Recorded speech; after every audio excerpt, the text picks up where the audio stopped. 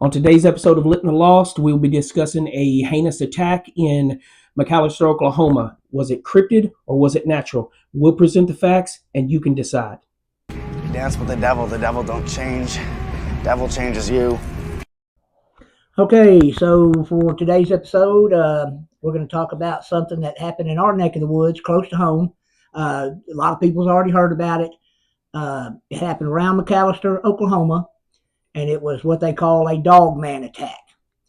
And I'll just give you the facts as I know them all the way up till the end, because they've already come back with the conclusion on it. So there's a woman that lived in McAlester, and she has a husband that has he's in dialysis 3 times a week, so she's kind of considered the breadwinner.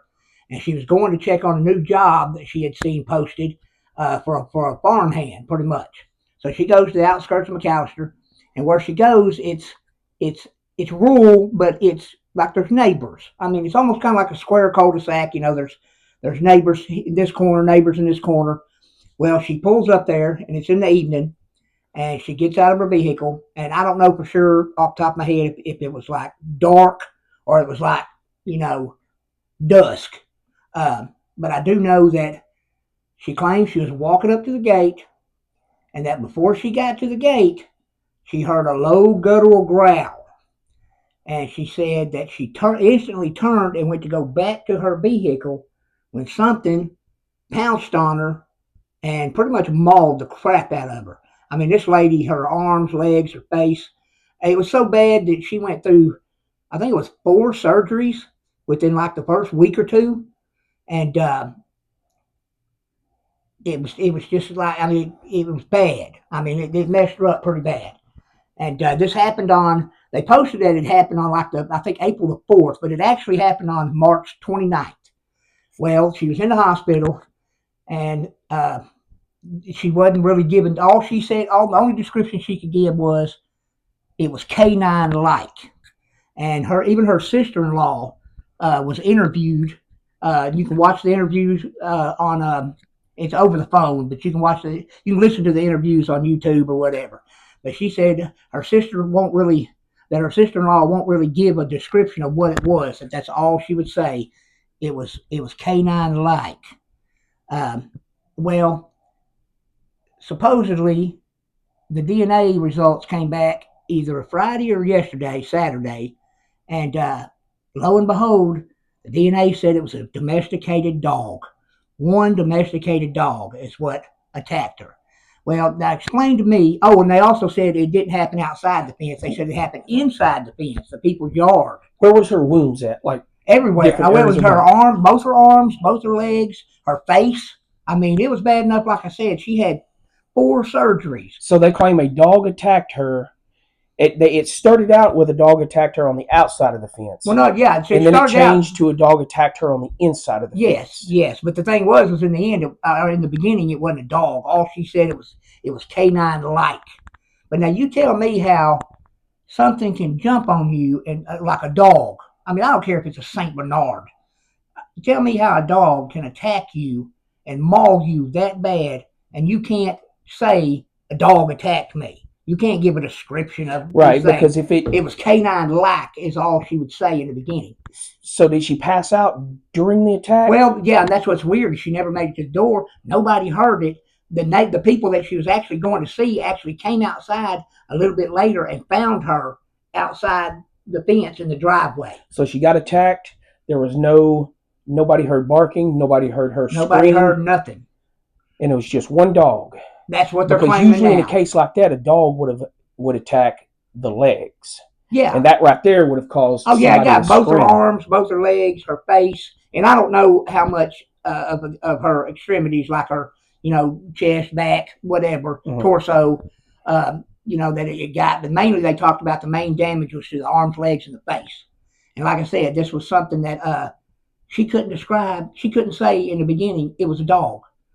All she said was it was canine-like, and which made you think right from the beginning that either that's really all she knew because she couldn't explain what had got a hold of her, or even the sister-in-law kind of said it almost feels like somebody come talk to her right pretty pretty soon in the beginning and said, "Hey, just let us do an investigation. We don't want to freak people out." Kind of like alien Well, sightings yeah, and yeah, like they're government saying, "Hey, harassment and stuff like that. just keep it. Let's we don't want mass hysteria. We don't want everybody thinking there's a werewolf running around attacking people." So because that's all she would give in the beginning was it was canine like, but now all of a sudden it's the DNA says it's a domesticated dog. One domesticated dog did this to So her. dog got bored, Just attacked her for no reason. but then got bored while he was attacking her, and then took off. Here's what's funny is now they're saying it was inside the yard, but it wasn't the people's dog.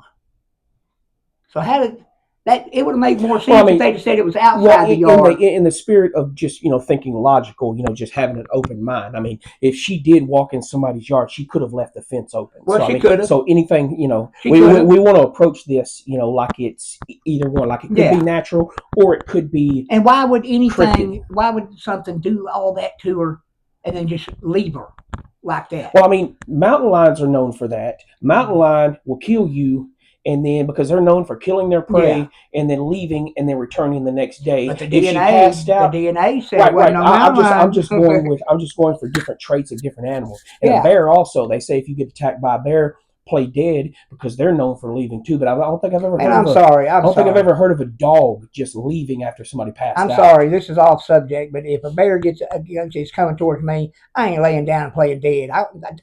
I know I ain't going to outrun it, but they don't mean if you see it lay down and play dead so it can get you. They mean if it got you and you're not getting away. Just quit fighting. Then play dead. Okay, I'll quit fighting. You may get munched on for a little bit like a freaking chicken leg. I'm going to try to play dead while it's chewing on my leg. Yeah, that's usually because a bear ain't going for your leg. They say a bear is one of the only animals that it's an apex predator, which means it fears nothing above it.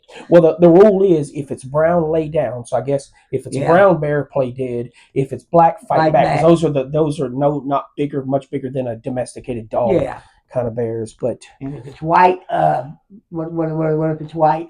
If it's white, if it's pretty much because I've never heard of a polar bear. No, polar bear. I mean, there's not falling within those. I'm not trying to get nobody into no. Oh no! I almost slipped. I'm not trying to get nobody into no freaky videos or gross stuff, but man, there are actual videos on YouTube of people getting eaten by polar bears. Yeah, I know. There's some crazy ones. Okay, so basically, what it comes down to is we had a Dogman attack, maybe possible. Could have been Dogman, could have been natural. You never know. I mean, depending on the size of the dog, you never know. It could be natural. But it's like I've told somebody else. I said it would make more sense if they'd have said DNA test said a pack of coyotes got a hold of her. That would coyotes are too noisy. The world would have heard that. Yeah, but what I'm saying though is a pack of something. And our coyotes around here ain't much bigger than a Chihuahua. They're bigger. Malnourished, anorexic. Okay, they're big as a hound dog. They're twice the size of a Chihuahua. Now, what I'm saying though is that it made more sense that it was a pack of something. Seeing how it got every limb in her face. Because what did this thing do? Did it just go from one leg to the other leg to the arm to the face? I mean, unless it had claws and it was clawing all over her while it was biting her in the face. But it's the thing that gets me about these. I'm just going to say it like I call just cover-ups because none of the story makes sense now. That it was one domesticated dog that did all this to her, but yet she couldn't tell people in the beginning it was a dog. All she could say was it was canine-like. That's the kind of stuff that makes you think, man, is this stuff is real with the cover-ups and the because they never come back with a good explanation. It's like I said in our original video. A lot of this stuff ties back biblically because we look at stuff like magic and we laugh, but there's magic all throughout the Bible. There's cryptids all throughout the Bible. Yeah. So that's why I kind of make the reference between the two because as crazy as we sound for talking about this kind of stuff is recorded in history since the beginning of time. Well, yeah, King Arthur was a real person, and we know that Merlin, all that stuff goes along with it. And Christopher Columbus, as crazy as this sounds, he's got detailed writings in his diary of mermaids, describing them in detail, not just something a fish that he saw. You don't know? They said that those are manatees. Manatee, ain't no sea cows. Ain't no manatees. That's the ugliest mermaid Yeah. You mistake a sea cow for a mermaid and say she's pretty. Yeah. Boy, you've been at sea way too long. Well, I mean, some of them guys been at sea for a minute. Yeah, no kidding. All right, so that is this episode of The Lit and the Lost. We hope you enjoyed it and come back for some more. You just might learn something.